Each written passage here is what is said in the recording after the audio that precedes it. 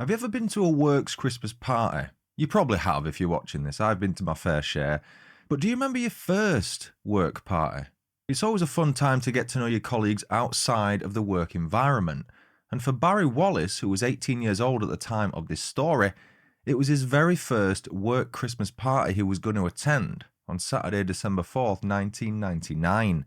Working in retail, he worked at a supermarket. He booked ahead and he got the Saturday and Sunday off. So often you have to work weekends when you work in retail. I'm sure a lot of us have been there. But he wanted to make sure he wasn't hungover on the Sunday and he didn't want to work the Saturday. He probably wanted to prepare. He was looking forward to it very much. The party was held at the Fox Bar Hotel on London Road in Kilmarnock, Scotland. That's where this story was set. Now, during the night, it seemed to go swimmingly. Barry had a real good time, according to his co-workers, and he even rang his dad during the party. His dad, Ian, wanted to know, are you going to come home tonight, son, or are you staying somewhere else? Just let us know because we would feel a lot more comfortable knowing what you're going to be doing. All parents feel that way, I'm sure.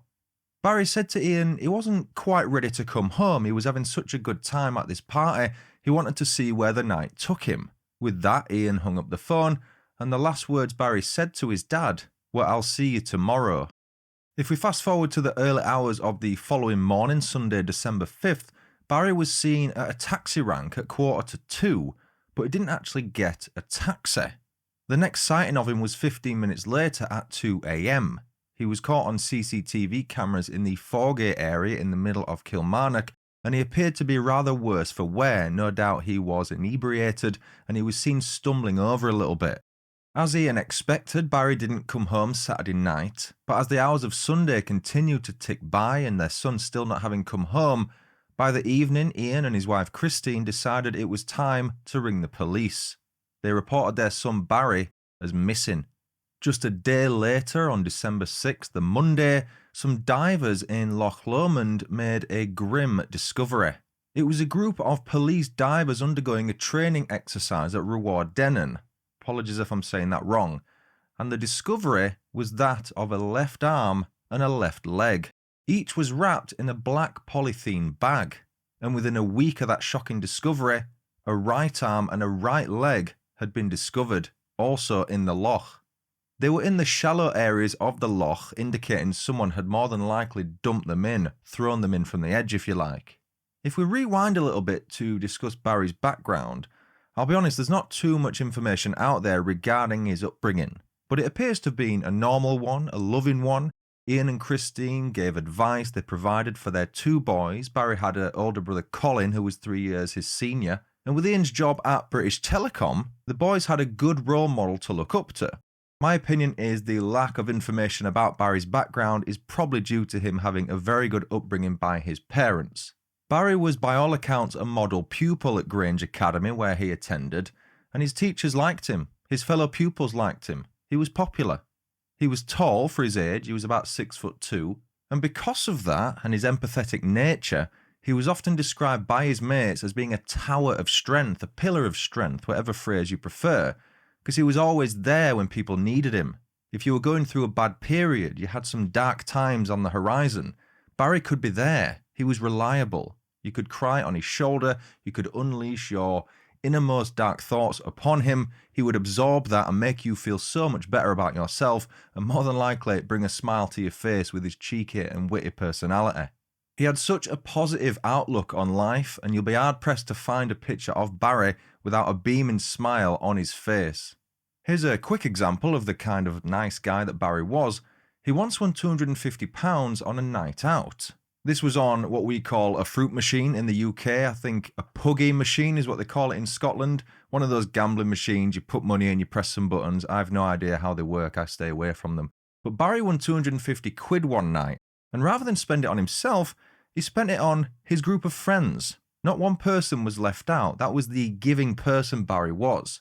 If we head back to our main timeline, a team of 40 detectives were tasked with recovering the missing torso and head from the 4 limbs recovered from Loch Lomond.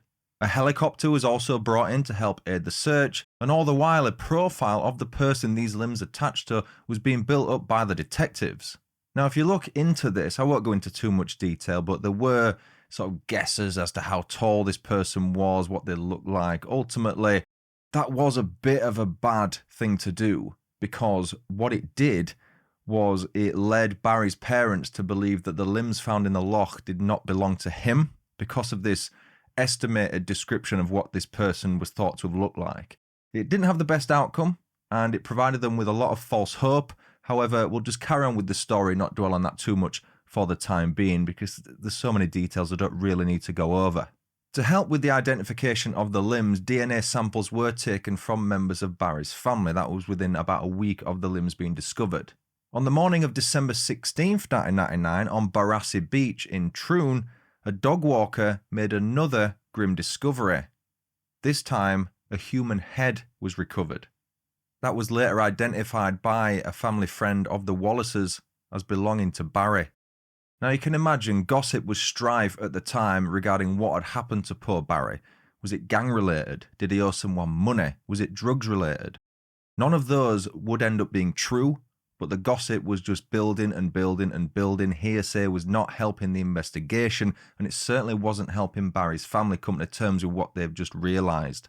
Now, just a day after the discovery of the head, a flat was chosen to be raided by the police. It was located at Doom Place in the Belfield area of Kilmarnock. The resident was one 36-year-old William Beggs. But when the police arrived, he wasn't there. Now, did he know they were coming, or was that pure dumb luck? You'll come to learn that it was in fact the latter. But before we get there, I'll discuss a little bit about Beggs' background. Born and raised in Northern Ireland, he was described as being a rather odd child. He claimed his dad was the Ulster Unionist Party mayor of the town in which he lived. That's information that I was unable to substantiate, but that's what Beggs claimed anyway.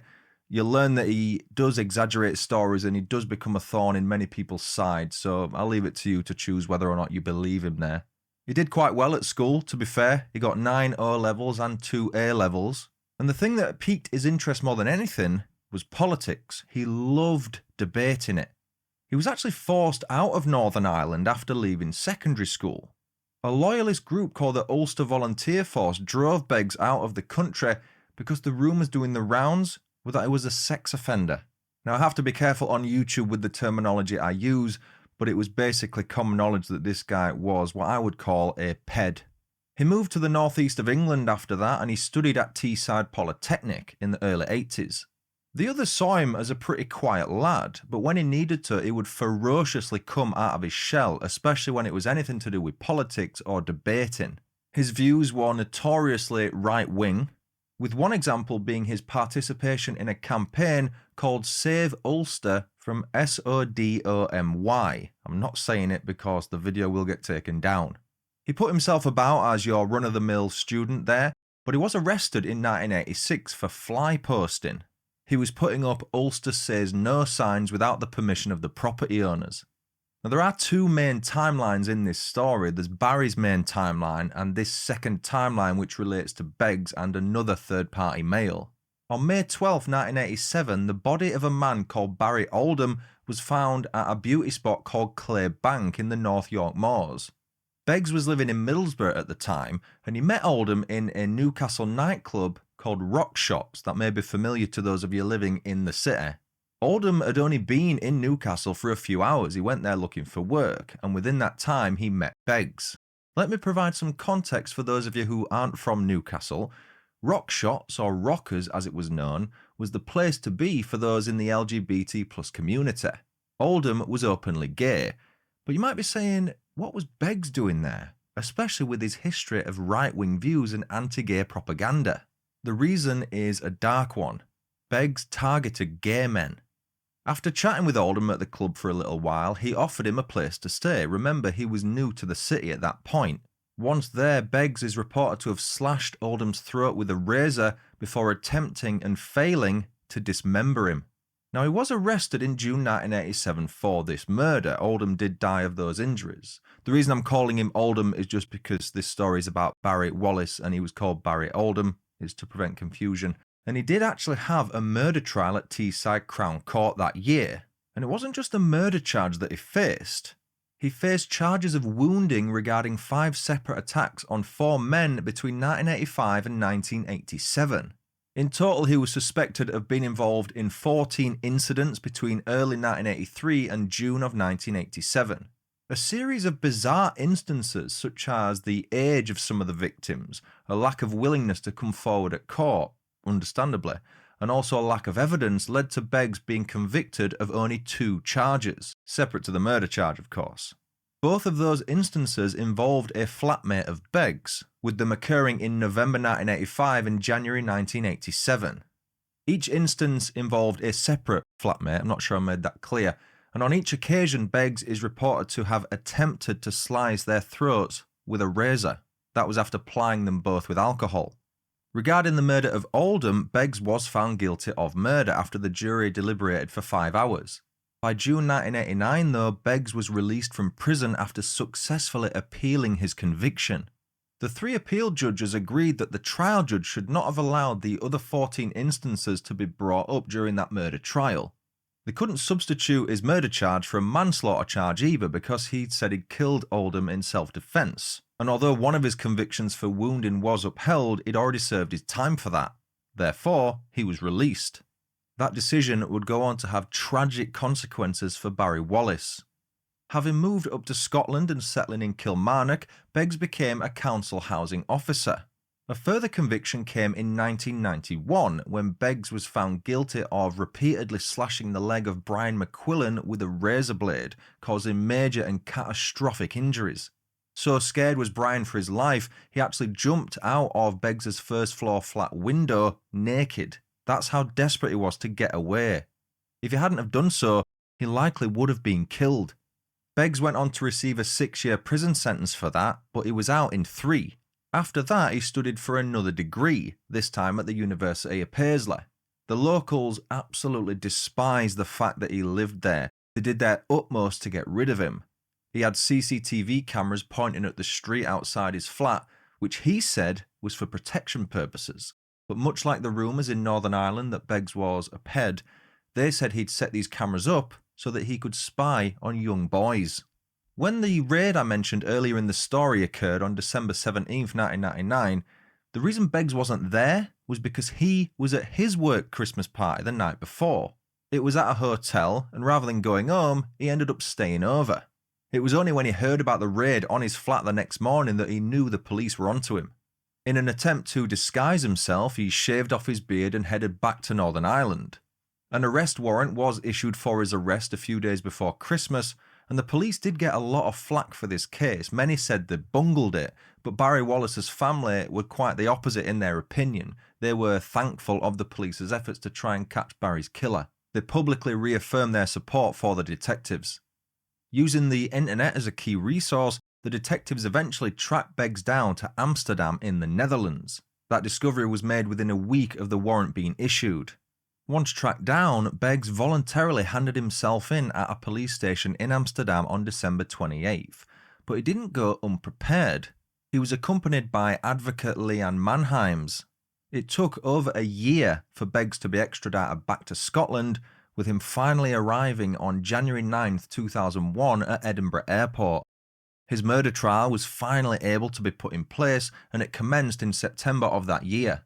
The trial lasted just over 3 weeks, and when the jury returned with their verdict, it was one of a majority.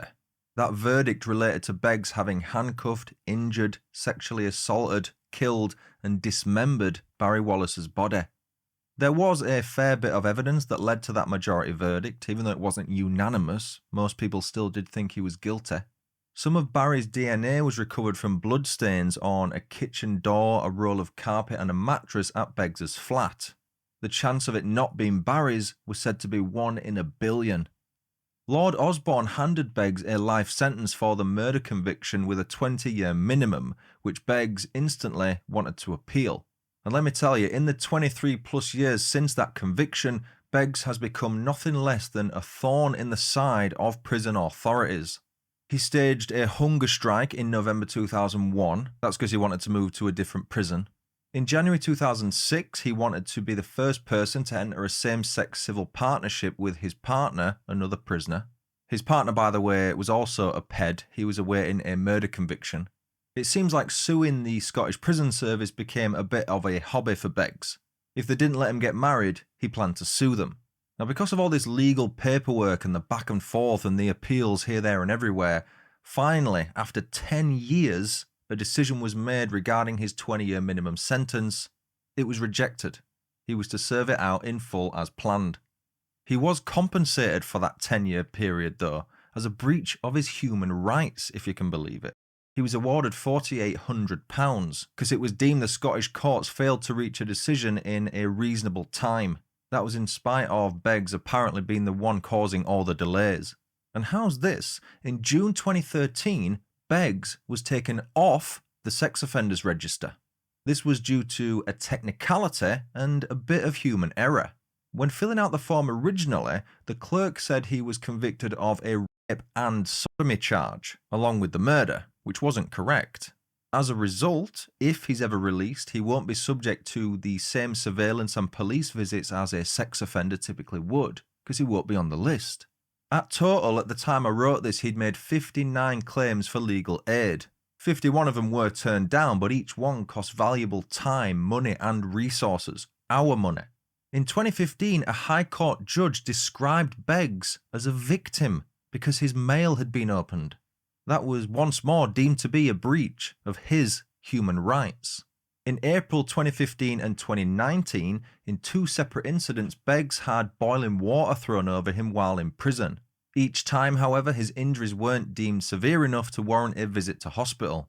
That 20-year minimum was served in the latter months of 2023, which meant that he could now apply for parole. And do that he did. Thankfully, in December 2023, the Parole Board for Scotland rejected his application. That same month, a blood-stained razor blade was discovered in Beggs's flat. Now, he still owns this razor and refuses to sell it. This was after forensic experts had tested it.